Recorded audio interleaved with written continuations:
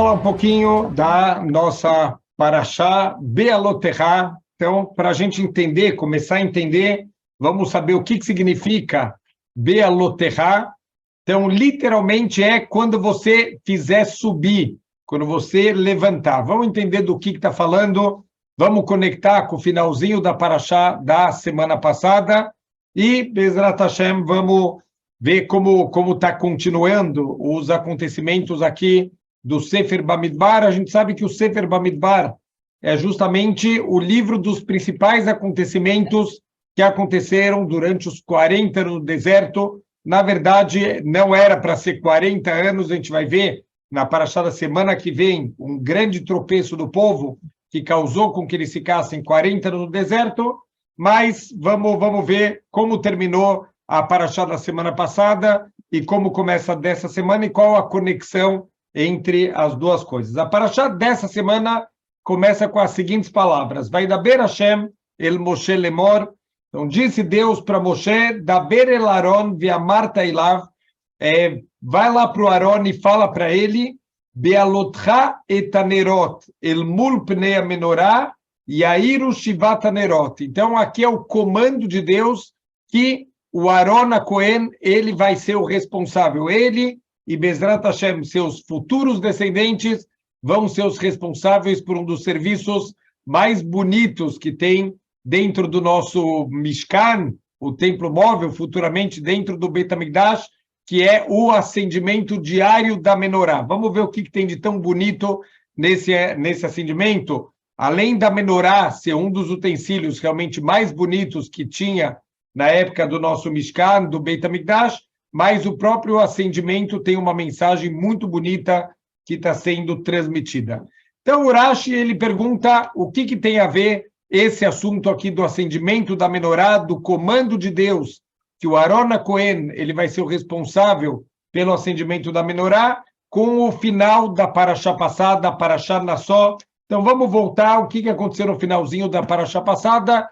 Foi a inauguração do Mishkan. A gente já percebeu que a Torá não está seguindo uma ordem cronológica, porque entre as Parashiot já foi, já voltou, já foi lá para frente, está voltando agora aqui para trás, então voltou de novo para a inauguração do Mishkan, e na inauguração do Mishkan, os Nesiim, os líderes de cada tribo, eles quiseram fazer a sua doação voluntária. Como a gente explicou na aula passada, eles aprenderam com o erro que eles tinham cometido, com a preguiça, que eles acabaram não fazendo as oferendas. Eles falaram, deixa o povo doar e o que faltar a gente completa, e não faltou nada, eles acabaram ficando sem doar nada, eles ficaram muito tristes e acabaram doando as pedras preciosas. Deus falou para eles, eu vou dar para vocês mais uma chance, vocês podem doar as pedras preciosas que formavam principalmente a roupa do Cohen Gadol. Agora aqui vieram os Nesiim, eles aprenderam a lição. Como a gente vê, se uma pessoa fez tchuvá de verdade depois de um erro, se ele tem uma nova oportunidade e dessa vez ele faz corretamente, ou se ele vai tropeçar de novo. Aqui a gente vê que os Nesiim fizeram tchuvá de verdade e Baruch Hashem, quando surge a oportunidade de fazer doações aqui para o Mishkan, para a inauguração do Mishkan, eles vêm com zrizut, eles vêm com agilidade e eles vêm trazer a doação deles aqui para a inauguração. E falou de todas as tribos, mas teve uma das tribos que talvez a gente não prestou atenção, não apareceu uma das tribos na doação, a gente viu que foram 12 líderes, mas a tribo de Levi não apareceu, a tribo de Levi não doou nada. Então, o Rashi explica aqui no comecinho da nossa Parashá que o Aron Cohen, ele ficou muito triste. Deus percebeu que o Aron, ele está muito chateado. Por que o Aron Cohen, ele está chateado? Ele é um dos principais líderes aqui da tribo de Levi. Vamos lembrar que os Kohanim, na verdade, são uma parte, uma família dentro da tribo de Levi.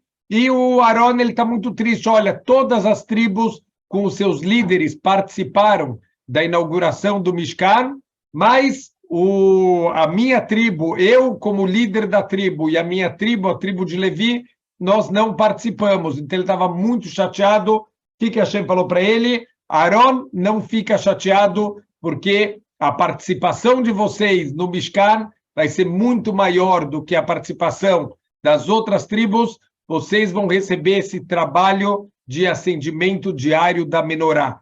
Quer dizer, o trabalho deles foi uma doação uma única vez, o de vocês vai ser um trabalho diário. Fora isso, o que tem de tão especial no acendimento da menorá? Os nossos sábios falam que era, na verdade, uma forma de akarat hatov, um agradecimento, um reconhecimento que Deus, por 40 anos no deserto, ele acompanhou a gente com aquela coluna de fogo todos os dias de noite. Então, aquela nuvem que ficava durante o dia, ela era trocada por um pilar, uma coluna de fogo que iluminava o povo judeu, que protegia eles de qualquer tipo de perigo. Então, como um reconhecimento, como um agradecimento, todos os dias, no cair no comecinho da noite, final da tarde, começo da noite, os Kohanim, eles vão fazer o acendimento diário da menorá para lembrar desse grande milagre. Então, essa é uma das explicações. Por que o Rashi está trazendo aqui que Deus falou para o Aron, o teu é maior do que dos outros líderes das outras tribos, porque é uma das características mais importantes que um ser humano tem que ter, é o akarat hatov, saber reconhecer as coisas boas que ele recebeu na vida. A gente vai ver que, infelizmente, essa Parashá Be'alotechá começa a temporada de transgressões do povo judeu, algumas transgressões muito graves, como a gente falou, na semana que vem já tem a transgressão dos espiões, que vai causar com que o povo judeu tenha que ficar 40 anos no deserto, vão ter muitas reclamações e rebeliões contra Deus, contra Moshe Rabbeinu, tudo isso vai acabar custando caro para o povo judeu, vão ter consequências aqui muito, muito negativas. Então, a gente vai ver que muito disso veio da falta de akarat hatov, da falta do povo reconhecer as coisas boas que eles recebem o tempo inteiro do Criador do mundo. Então, vamos continuar, vamos ver os outros assuntos aqui. Depois disso, vem a inauguração dos Leviim. O que significa a inauguração dos Leviim? Muito interessante. Os Leviim, a gente já mencionou isso nas parashot passadas, eles, originalmente, eles não teriam um papel especial dentro do povo judeu, eles teriam um papel junto com todas as outras tribos, mas por causa do erro do bezerro de ouro, que também os primogênitos, esses sim, que estavam destinados a serem os grandes líderes espirituais do povo, como eles também participaram aqui do bezerro de ouro, eles perderam esse potencial da liderança espiritual, e isso passou para a tribo de Levi. Então, agora, a partir de agora, a tribo de Levi que vai ser responsável. Falamos um pouquinho de dois trabalhos principais que a tribo de Levi fazia, eles que cantavam e ajudavam outros serviços lá dentro do Mishkan, futuramente no Beit HaMikdash, e eles que transportavam nas viagens do povo judeu os utensílios, todas as partes do Mishkan, que era desmontável, eles têm uma participação especial. Para que eles recebessem agora, eles fossem inaugurados aqui, dentro desse trabalho especial, precisava de um processo aqui, todo um ritual. Eles vão ter que oferecer korbanot, como aconteceu também com os Kohanim. Quando os Kohanim vão começar o serviço, eles também tiveram que ser inaugurados. Eles têm que mudar agora o status espiritual deles, então eles vão oferecer aqui alguns korbanot, assim a nossa parashá fala, eles vão ter que passar por um processo de purificação. Então, Moshe Rabbeinu vai aspergir sobre a tribo de Levi a água misturada com as cinzas da vaca vermelha. A gente sabe que isso era usado na purificação de pessoas que estavam com impureza de morte, por exemplo. Então, essa mesma água foi usada num ritual de purificação da tribo de Levi. Depois eles tiveram que raspar todos os pelos do corpo, cabelo, todos os pelos do corpo, e finalmente eles vão fazer um mergulho na mikve de purificação total, vão mergulhar suas roupas também na mikve, e depois Moshe e Aaron, eles fazem, um ritual, parece um pouco estranho, mas eles levantavam e eles balançavam no ar cada um dos Leviim. Isso era feito, por exemplo, com os Korbanot. Então, é interessante que eles estão adquirindo, através disso, eles estão adquirindo uma Kedushá, uma santidade, um status completamente novo, para agora eles vão ser a tribo que vai se dedicar para a parte espiritual para o povo judeu, e também fala um pouquinho das responsabilidades. Então, não é só a parte boa que eles vão ganhar presentes, tanto os Kohanim quanto os Leviim, eles têm alguns presentes que eles ganham do resto do povo, mas a vida não é feita só de presentes, só de coisas boas, tem também as responsabilidades que a gente precisa ter na vida. Eles vão ter também aqui algumas responsabilidades espirituais. Então, depois disso, vai chegar aqui na cronologia da Torá o primeiro Pêssar no deserto. Então, eles estão completando aqui o primeiro ano no deserto. De novo, não está na ordem cronológica, porque se a gente voltar para o comecinho da Parashá Bamidbar, comecinho da Parashá Bamidbar começa com as seguintes palavras: Vaidaber Hashem el Moshe bemidbar Sinai be'ol moed be'echad lachodesh hasheini. Então, já está no primeiro dia do segundo ano, do segundo mês do segundo ano. E aqui a gente está voltando para completar o primeiro ano. Então, não está na ordem cronológica e vai chegar novamente o primeiro Korban Pesach da história do povo judeu. Então, está chegando o dia 14 de Nissan. Vamos lembrar, no dia 15 de Nissan foi a saída do povo judeu, dia 14 de Nissan foi o dia que eles sacrificaram o Korban Pesach, que eles pegaram aquele sangue para pintar nos batentes da casa deles, e agora se completou um ano desse ciclo e chega novamente o dia 14 de Nissan, eles vão comemorar o primeiro Pesach lá no deserto. Mas o que acontece?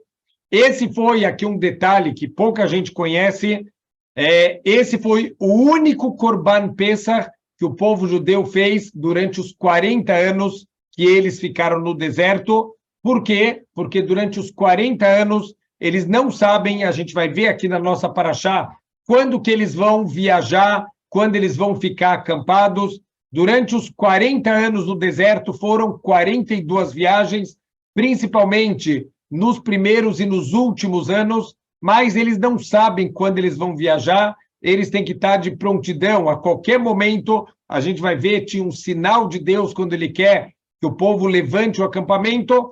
Como aqui existe um conceito de pikuach nefesh, de risco de vida, de você fazer brit milá numa criança, que você não sabe se daqui a 10 minutos você vai ter que viajar com essa criança. Então, o povo judeu, durante os 40 anos do deserto, eles não fizeram brit milá nos seus filhos. Como uma pessoa que não tem brit milá, e uma das leis também é que quem não faz brit milá nos seus filhos não pode participar do Korban Pesach. Uma pessoa sem brit milá não tem o direito de fazer o Korban Pesach. São os dois pactos do povo judeu com Deus. Tem o pacto particular de cada judeu com Deus, que é o brit milá, e tem o pacto coletivo, que foi justamente o Korban Pesach. Eles estão conectados, são as duas únicas mitzvot positivas da Torá, que aquele que não cumpre, ele tem careta, ele tem desligamento espiritual. A gente vê que tem uma conexão aqui entre essas duas mitzvot. Quem não tem o Brit Milá não pode oferecer o Korban Pesach. Então, como eles não tiveram o Brit Milá, não fizeram o Brit Milá, e isso foi uma das primeiras coisas que o Yoshua fez quando ele vai conquistar a terra de Israel, justamente fazer Brit Milá em todo o povo judeu, já que eles não tinham feito o Brit Milá durante todos esses tempos que eles estão lá no deserto. Então, aqui vai ser a única vez, assim o Rashi, ele explica que vai ser a única vez durante os 40 anos no deserto que eles vão fazer o Brit Milá e que eles fizeram o Korban Pesach, já que eles, daqui para frente, não vão poder fazer mais o Korban Pesach, já que eles não estão fazendo mais o Brit Milá dos seus filhos.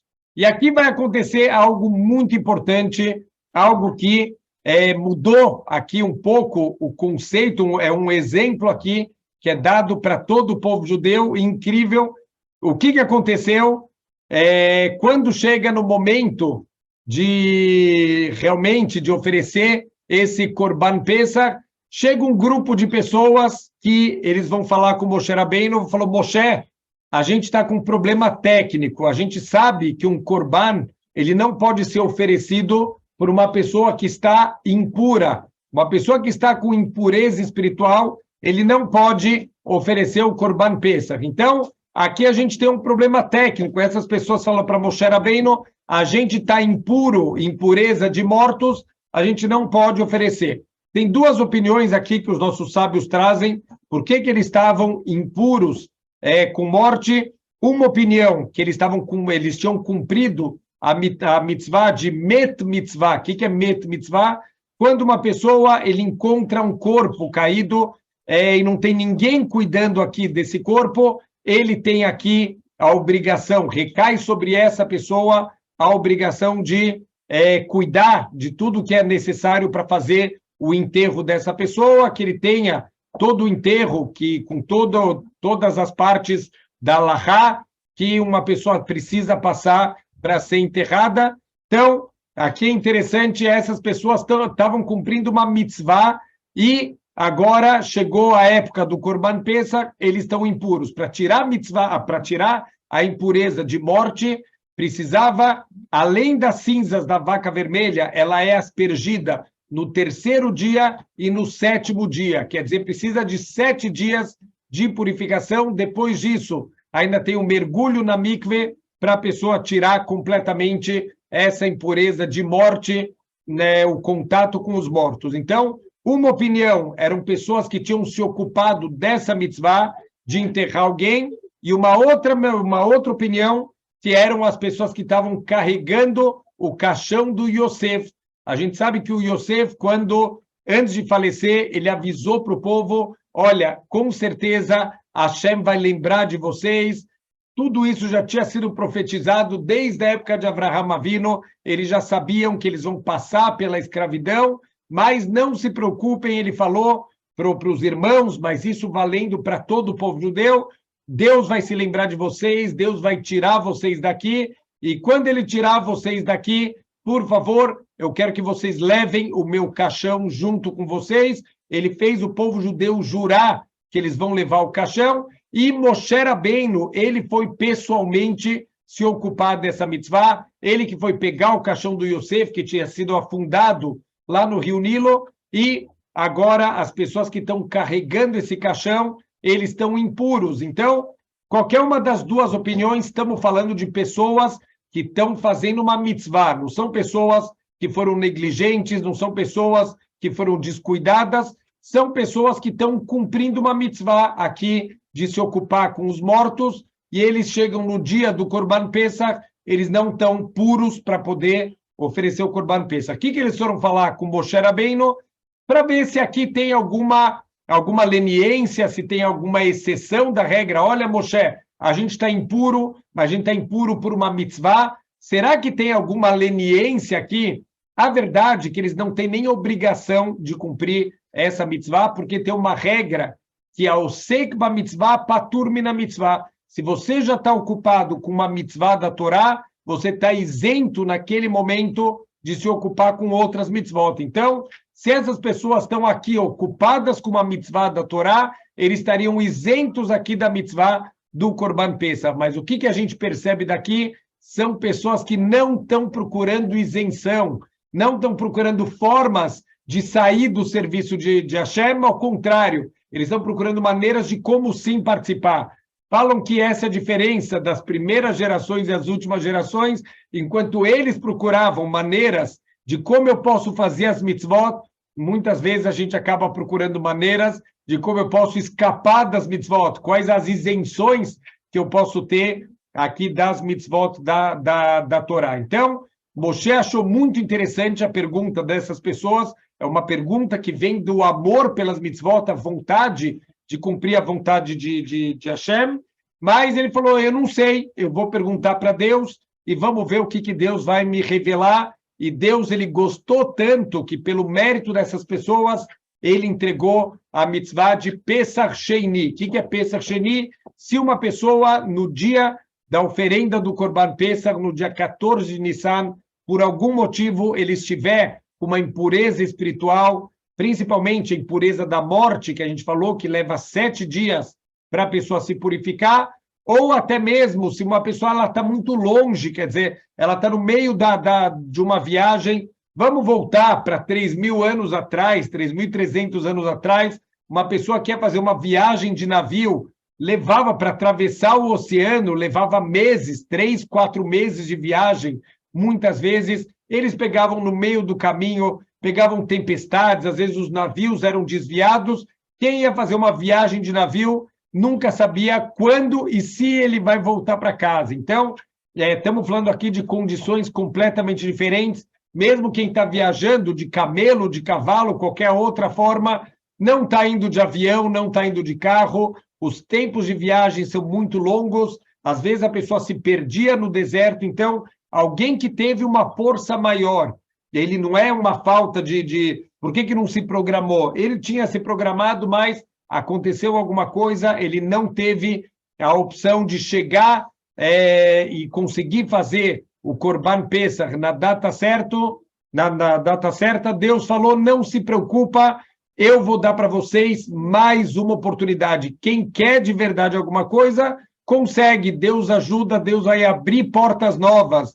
Então, tem aquele ditado, né, que Deus ele não fecha uma porta sem abrir uma outra porta, sem abrir uma janela. Sempre para quem quer de verdade, sempre vai ter a possibilidade. Então, Deus está dando aqui a mitzvah de Pesach Sheni.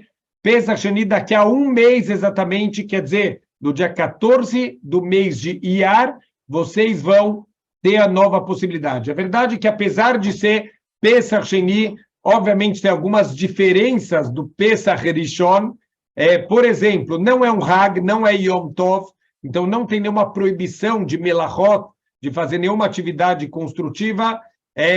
Não pode comer hametz junto com o Corban Pesach, mas não tem nenhuma proibição de ter hametz em casa, não tem proibição de comer hametz durante o dia, como a gente sabe que tem durante a festa de Pesach, e diferente de Pesach, que são 7 dias, Pesach Sheni é um único dia. Então, o principal do Pesach Sheni, na verdade, é só realmente a oferenda desse Corban para as pessoas que, por alguma força maior, não puderam fazer no dia 14 de Nissan. Então, é uma mitzvah maravilhosa, porque mostra a vontade do povo judeu de cumprir o que Hashem pediu para a gente.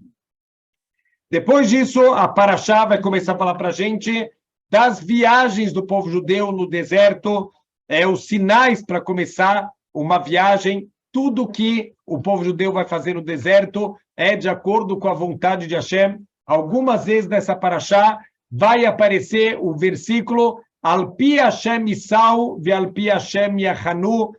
De acordo com a vontade de Deus, eles viajavam, de acordo com a vontade de Deus, eles acampavam. Esse foi um dos grandes testes do povo judeu no deserto. Por quê? Porque não era sempre do jeito que o povo judeu queria. Às vezes o povo judeu, eles estão cansados, eles querem parar e a viagem continuava. Algumas vezes, quando eles paravam, eles esperavam que vão ficar bastante tempo, logo depois levanta de novo o acampamento e viaja de novo. Às vezes eles chegam em lugares que eles não gostaram e tem que ficar muito tempo. Às vezes chegavam num oásis, ficavam pouco tempo, já tem que levantar de novo o acampamento. Isso foi um grande teste de emuná. Mesmo que você não está entendendo, saiba que o que Deus está te fazendo é o melhor. Se Deus está te falando que agora é para levantar, é porque isso é o melhor. Se Deus está te falando que agora é para acampar nesse lugar, é porque esse é o melhor. Mesmo que eu não consiga entender dentro da minha limitação intelectual, mas eu preciso saber que tudo que Deus faz sempre é para o nosso melhor, sempre é para o nosso bem. E Baruch Hashem, o povo judeu conseguiu passar nesse teste e cumpriu fielmente essa vontade de Deus. Eles sempre vão viajar e sempre vão acampar de acordo com a vontade de Hashem.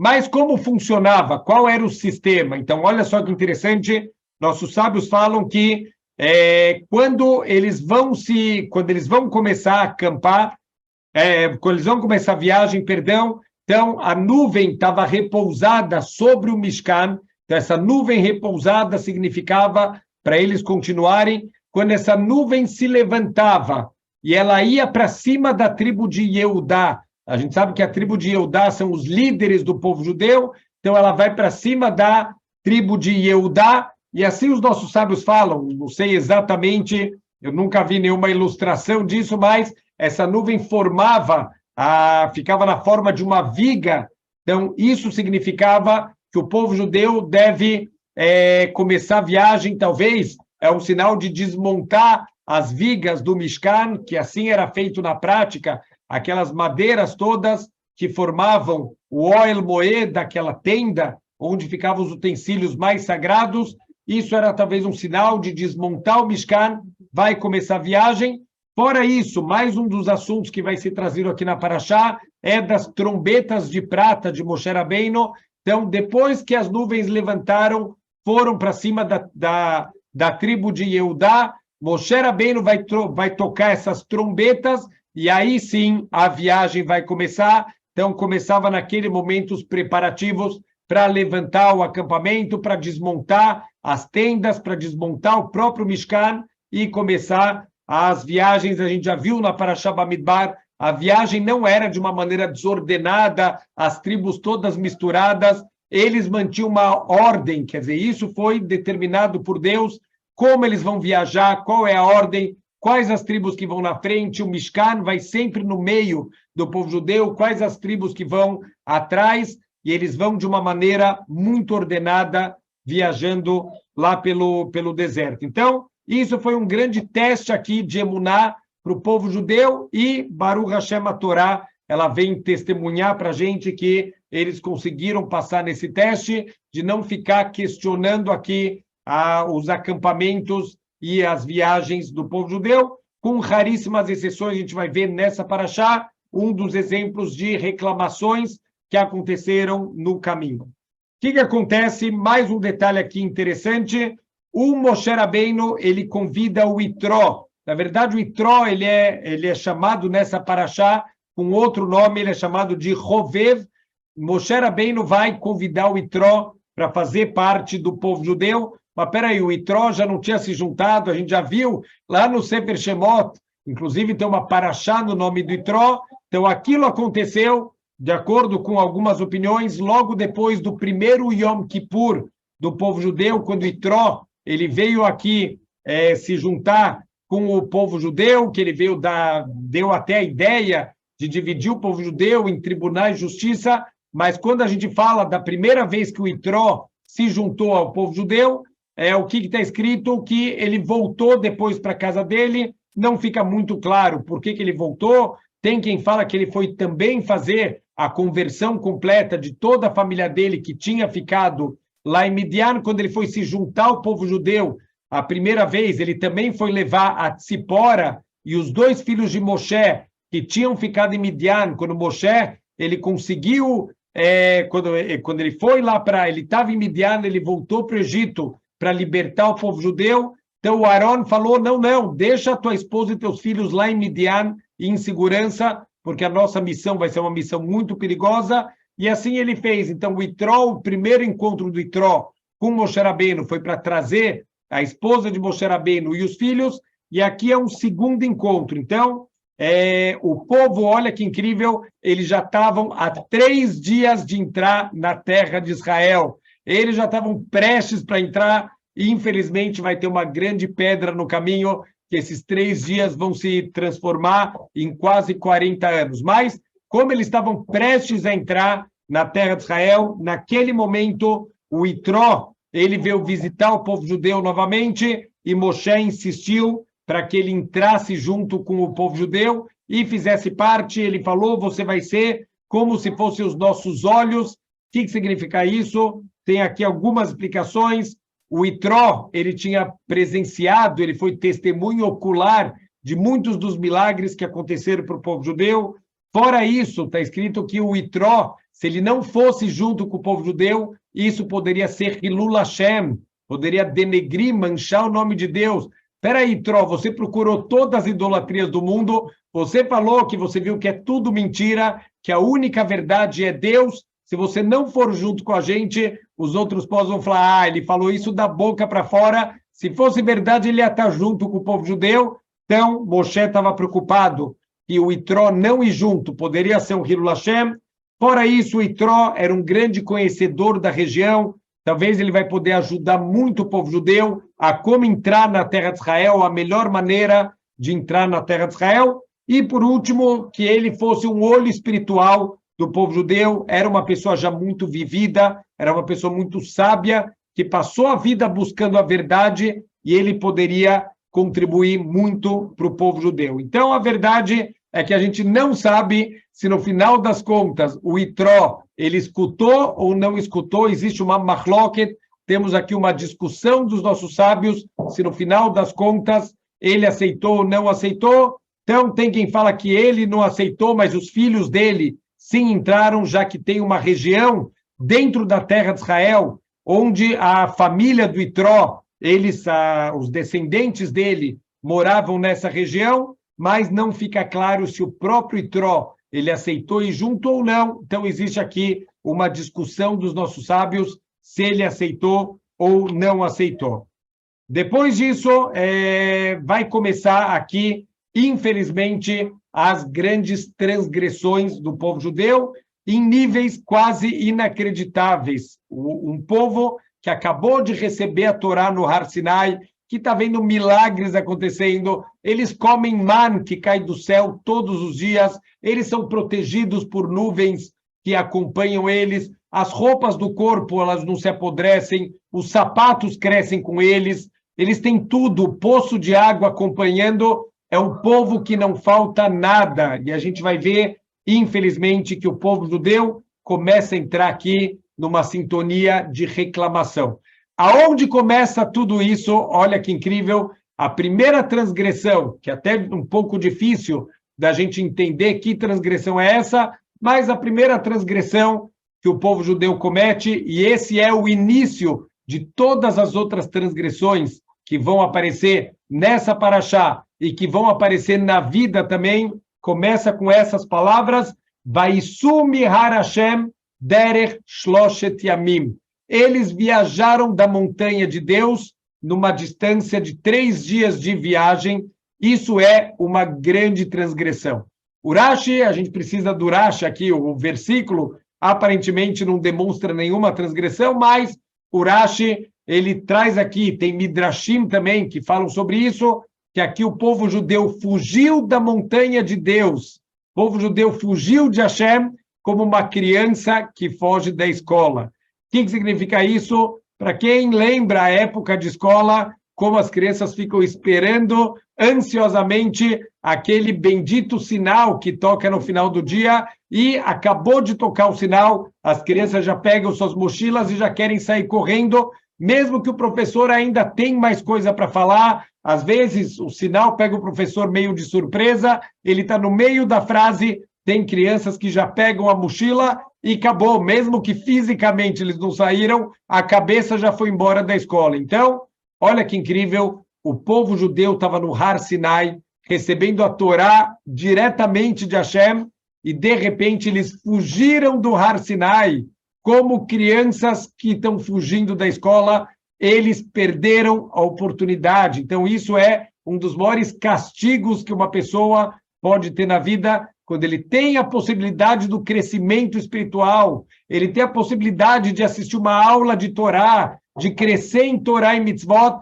e ele foge, ele vai embora, ele perde essa oportunidade. Então, esse é um grande castigo, um grande erro e um grande castigo que aconteceu com o povo judeu.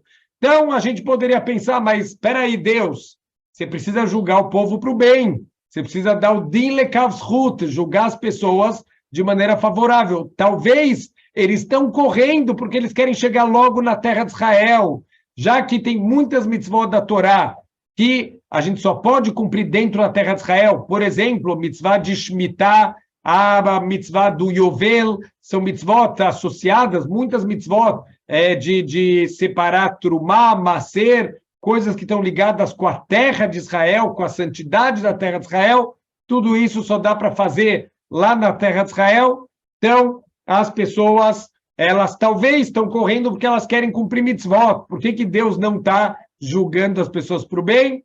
Calma, Deus vai mostrar na próxima transgressão do povo que ele sabe que as intenções não eram boas. Olha só, vem logo em seguida, Vayehi Aam Kemisoine Nimra Biosnei Hashem.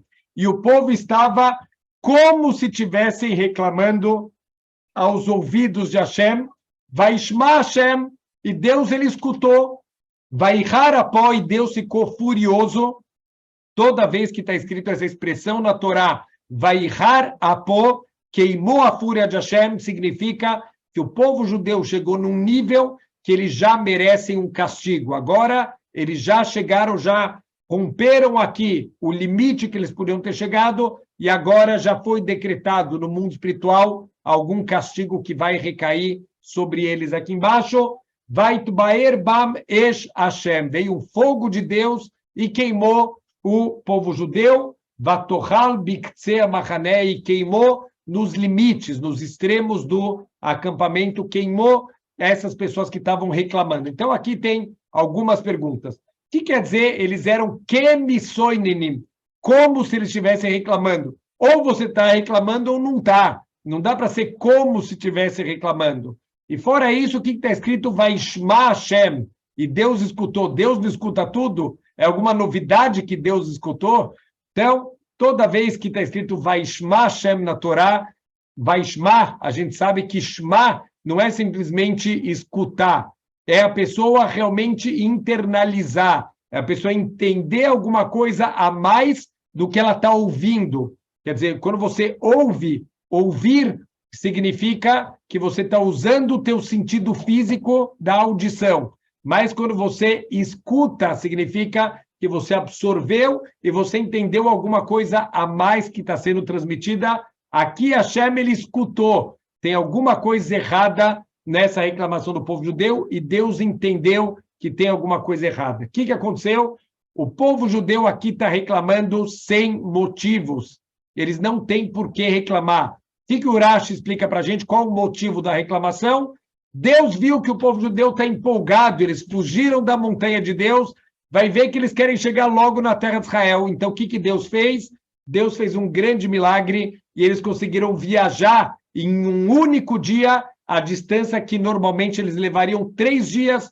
Teve aqui um milagre total, eles conseguiram fazer essa viagem de uma maneira completamente acima das forças da natureza, mas o povo judeu começou a reclamar, falou, Hashem, peraí, por que você está com tanta pressa? Está cansando a gente. Hashem falou, muito bonito, né? Então, para fugir da montanha de Hashem, vocês estão com pressa. Mas agora que eu quero apressar o passo de vocês, vocês estão reclamando, o que vocês estão me mostrando?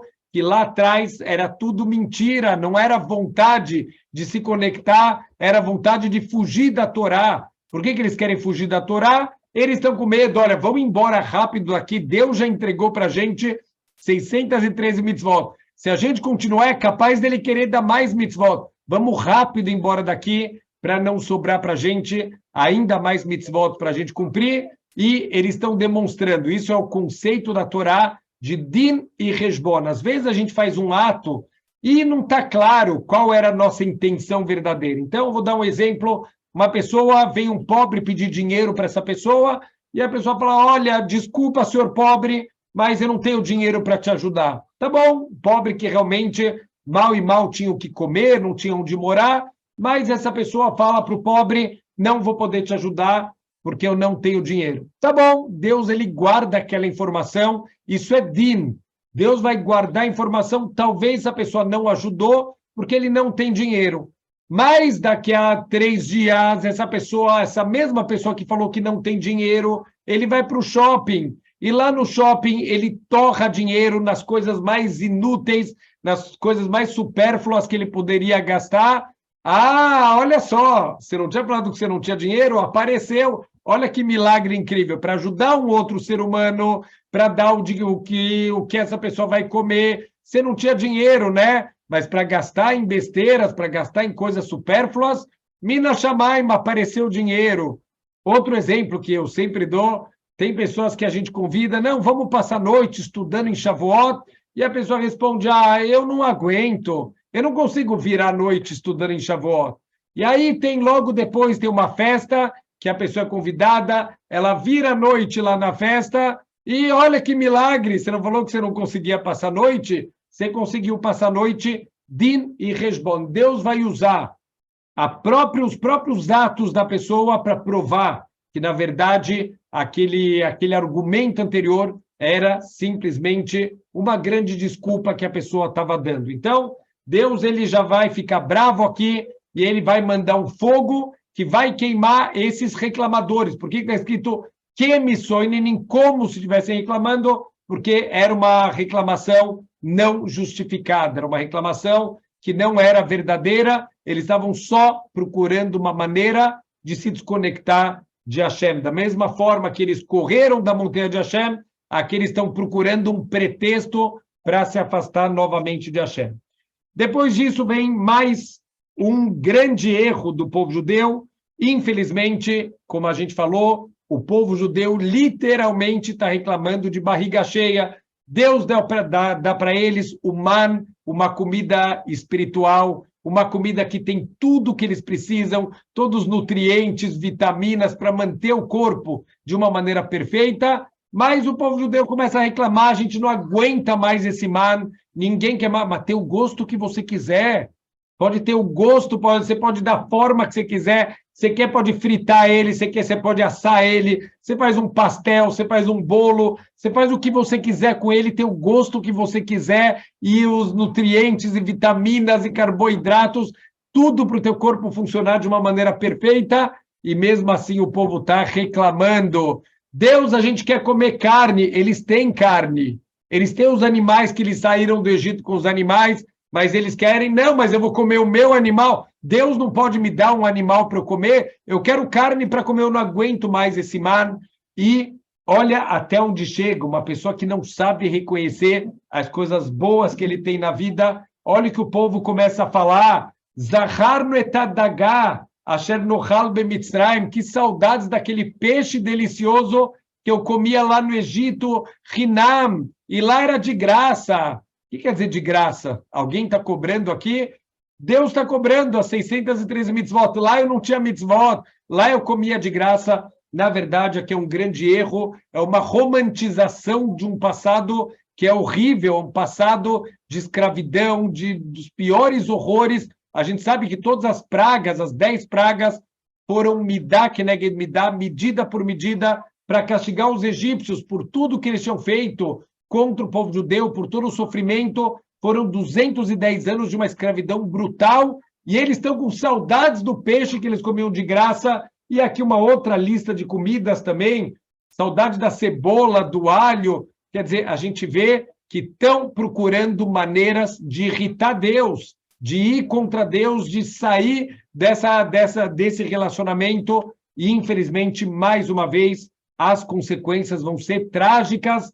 Deus vai mandar codornas para o povo judeu, e ele fala, olha, vocês não vão comer carne por um dia e nem por uma semana, vocês vão comer por um mês, eu vou mandar tanta carne que vocês não vão nem conseguir comer de tanta carne. Vocês estão duvidando que eu, Criador do Universo, eu não consigo mandar carne para vocês? Eu mando para vocês o man todo dia, na quantidade que cada um precisa, e vocês estão me questionando. Deus não vai conseguir mandar carne para a gente, eu vou provar que eu posso mandar carne para vocês. E a codorna começa a revoar lá dentro do acampamento, eles começam a caçar as codornas, e assim a Torá fala para a gente que, infelizmente, a carne ainda estava na boca deles quando Deus manda uma grande praga, e muitas pessoas vão morrer por essa insolência, por essa rebelião contra Deus. Mais uma vez, reclamar de barriga vazia. Olha como a gente tem que tomar cuidado na vida. Tantas brachot, tantas coisas boas que a gente tem, e a gente é o tempo inteiro reclamando de tudo. Quer dizer, a gente tem 90% de coisas boas, tem 10% de problemas, a gente consegue transformar como se nossa vida fossem só os 10% de problemas, a gente esquece os 90% de brachot e a gente esquece o mais importante, que mesmo os 10% de problemas também são bondades de Hashem, são maneiras da gente crescer, da gente se conectar com o espiritual. Então, Deus ele ficou muito bravo aqui com o povo judeu. 3 erros, fugiram do Monte Sinai, eles reclamaram aqui do passo, da viagem, reclamaram da comida. Vamos voltar aonde começam os problemas do povo judeu? Se afastaram da Torá, correram da montanha de Deus, perderam oportunidades de crescimento espiritual, começam a tropeçar nos testes do dia a dia. Se a gente não tem Torá, se a gente não se trabalha, se a gente não vai fazer Avodat Midot, trabalhar nossos traços de caráter, a gente vai tropeçar quando a vida ela mandar para a gente os desafios. Depois disso, tem mais alguns poucos assuntos aqui na nossa paraxá. Moshe chega num momento que ele não aguenta mais. Ele fala, Deus, eu não estou aguentando esse povo, não dá. O que eu faço? Eles reclamam. Se Moshe Rabbeinu saía cedo de casa, o povo falava, ih, olha só, Moshe Rabbeinu deve ter brigado com a esposa deve ter botado ele para fora de casa. Se Moshe Rabbeinu saía mais tarde, esse é o nosso líder, esse preguiçoso, isso é a hora de sair de casa. Então, não importava o que ele fazia, sempre tem reclamações do povo, sempre tem dificuldades. Chega uma hora que Moshe fala para Deus, Deus, eu não aguento mais. Eu não posso sozinho, eu não posso mais cuidar desse povo. Então, por favor, Deus, eu quero que você, ou você me mata, ou você me tira essa carga das costas. Eu não aguento mais. Eu não dei a luz a esse povo para você me dar um peso tão grande de eu ter que cuidar. Se fosse meu filho, eu assumia a responsabilidade. Eu quis ter o filho, mas não são meus filhos. Então, Deus, eu não aguento mais carregar esse povo. Então, o que está acontecendo aqui? Deus ele entende realmente que está muito difícil para Moshe e ele fala, Moshe, você tem razão, eu vou distribuir um pouco a responsabilidade. Ele vai escolher os 70 anciãos que vão sempre acompanhar a partir de agora Moshe Rabbeinu. Eles vão receber também um espírito de profecia para poderem ajudar Moshe Rabbeinu nessa missão, que não é fácil, e Baruch Hashem, isso vai fazer com que o peso nas costas de Moshe Rabbeinu seja, pelo menos, um pouco aliviado. Quer dizer, a formação do Sanhedrin, desse tribunal aqui, que eles vão acompanhar Moshe Rabbeinu. A verdade é que acontece algo muito interessante. Tinham 2 desses profetas, o que acontece? Se vão ser 70 pessoas, dividido em 12 tribos, então vão ser 6 de cada tribo, mas 2 tribos vão ser só 5 pessoas. Então, Deus ele convocou 6 pessoas de cada uma das tribos, então, total, 72 pessoas, mas 2 dessas pessoas não vão se tornar profetas. Tinham 2 pessoas, uma chamada Eldad e outra chamada Meidad. Essas 2 pessoas, elas não foram lá na reunião, na convocação de Moshe Rabbeinu. Por quê? Tem uma opinião que eles eram muito anav, muito humildes, e eles não achavam que eles tinham mérito para isso. Eles falaram, olha, se 2 pessoas vão ficar de fora, eu acho que somos nós 2, porque nós não temos esse mérito, mas, na verdade, eles sim tinham mérito. Foi feito, na verdade, um sorteio. Quem eram os 2 que iam ficar de fora, e os 2 que iam ficar de fora não eram o Eldad e o Meidad. E eles começaram, quando o Espírito de Deus desceu sobre os 70 anciãos, ele também desceu sobre o Eldad e o Meidad, e eles começaram a profetizar lá no acampamento. No meio do acampamento, eles começaram a profetizar. Qual a profecia que eles fizeram? Que Moshe Rabbeinu vai morrer e o Yoshua que vai entrar com o povo judeu na terra de Israel. Quando Yoshua escutou isso, ele foi pedir permissão para Moshe Rabbeinu para matar os 2. Falou, não, eles são rebeldes contra você, Moshe. E o Moshe falou, por que você está bravo com a minha honra? Se essa é a vontade de Deus, se isso for uma profecia verdadeira, eu vou aceitar a vontade de Deus. olha o nível de humildade de Moshe Rabbeinu, é incrível o nível de humildade que Moshe Rabbeinu ele conseguiu chegar. E, para terminar, para mostrar aqui a humildade incrível de Moshe Rabbeinu, a nossa paraxá termina aqui com mais um acontecimento, que é o Lashon Hará que Miriam fez de Moshe Rabbeinu. Por quê?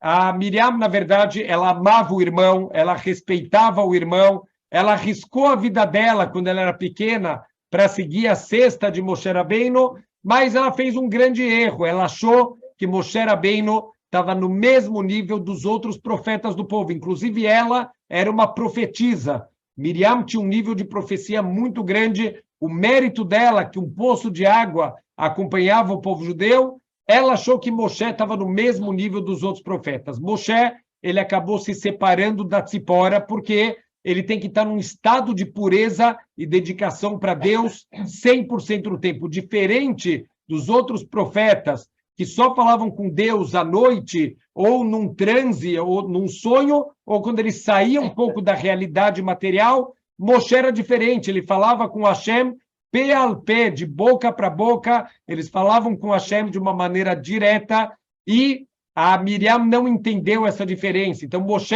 ele se separou da esposa porque ele falou, eu não posso ter uma vida normal, não é para ninguém seguir isso, mas eu não posso ter essa vida, eu preciso estar aqui, dedicação total para Deus, 100% do meu tempo, eu não posso mais estar casado.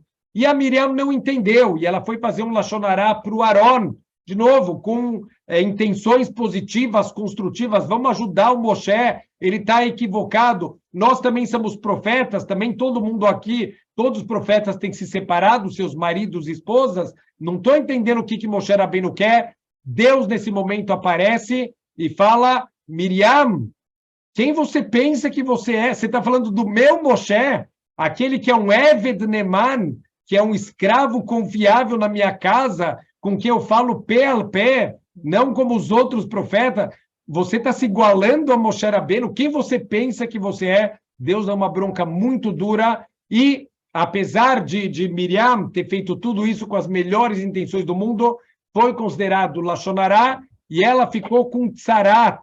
Mesma tzarat que atinge todo mundo que faz Lashon Hará, ela teve que ficar 7 dias fora do acampamento, o povo judeu teve que esperar ela. Isso foi a recompensa de Deus por Miriam ter acompanhado Moshe Rabbeinu na cestinha quando ele tinha nascido. Aqui também o povo inteiro vai ter que esperar a Miriam.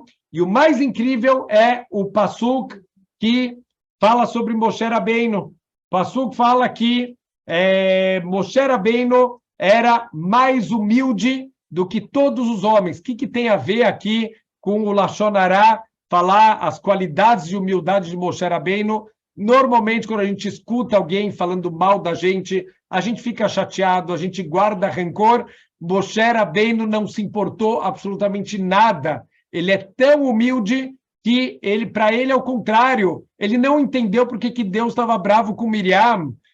Mas a Hashem, ela está certa, eu não sou melhor que ninguém, eu não estou acima de ninguém. Assim vivia Moshe Rabbeinu, esse é o nível de humildade dele. Ele não se incomoda de alguém falar mal dele, ele não se incomoda de alguém diminuir o nível dele, ele realmente acha que ele não é melhor do que ninguém, e dessa maneira, quem tem essa característica vive uma vida de tranquilidade. Por que a gente fica tão bravo? Por que a gente fica estressado? Por que a gente fica magoado com os outros? Por causa do nosso kavod, a nossa honra, o nosso orgulho, fazem com que, infelizmente, a gente acabe arrumando brigas, arrumando confusões, arrumando inimizades, mas, Baruch Hashem, se a gente soubesse comportar como Moshe Rabbeinu, como Aron Cohen, pessoas humildes, pessoas que fazem o que Deus pediu. Quando Deus pediu para Aron, no começo da Paraxá, para acender a menorá, está escrito que Aron fez como Deus falou. Por que tem que escrever isso? Não é óbvio? Não, não é óbvio. Na história, a gente viu, desde Adam Arishon, quando as pessoas querem ser mais espertas que Deus, Hashem fala, faz isso, e a pessoa vai lá e faz diferente. Então, a humildade de Moshe, a humildade de Aron, essa é a receita, Bezrat Hashem, para ter menos reclamação. Agradece o que você tem, Saiba que o que você tem já é tudo bondade de Hashem. Não ache que você merece, que você tem que ter as coisas. Agradece o que você já tem. Isso é a garantia que a gente vai estar feliz, a gente vai estar bem e a gente vai estar sempre em paz com todo mundo. Shabbat Shalom.